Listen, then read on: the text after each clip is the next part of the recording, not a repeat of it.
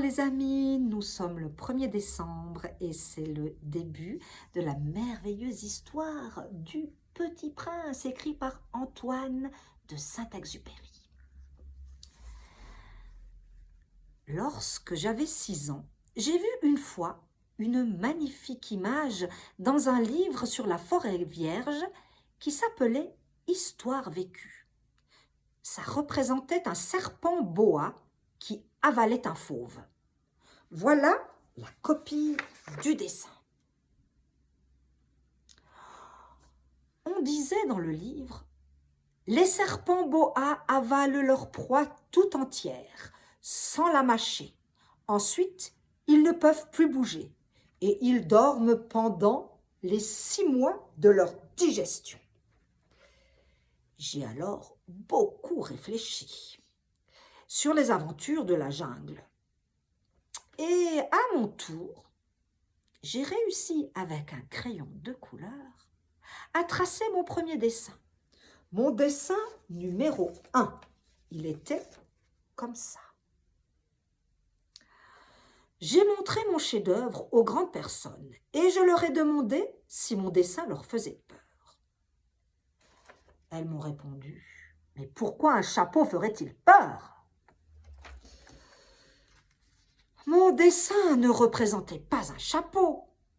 Il représentait un serpent boa qui digérait un éléphant.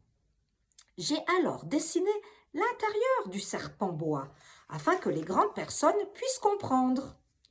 Elles ont toujours besoin d'explications. Mon dessin numéro 2 était comme ça.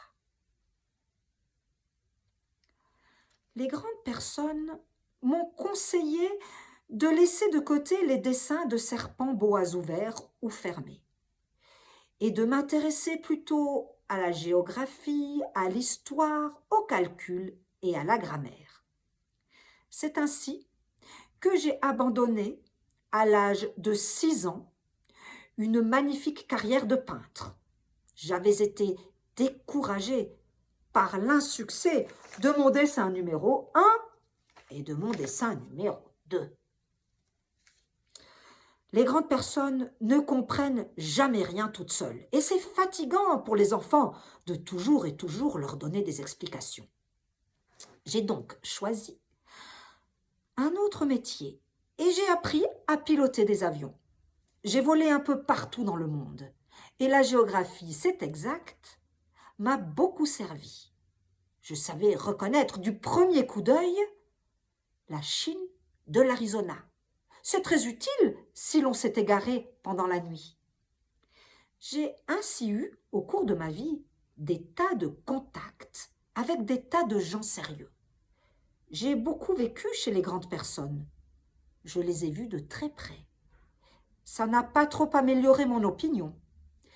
Quand j'en rencontrais un ou une qui me paraissait un peu lucide, je faisais l'expérience sur elle de mon dessin numéro 1, que j'ai toujours conservé. Je voulais savoir si elle était vraiment compréhensive. Mais toujours elle me répondait « C'est un chapeau ».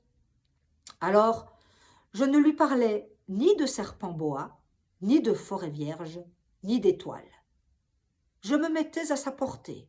Je lui parlais de bridge, de golf, de politique et de cravate. Et la grande personne était bien contente de connaître un homme aussi raisonnable. Rendez-vous demain pour la suite de l'histoire. Bonne journée.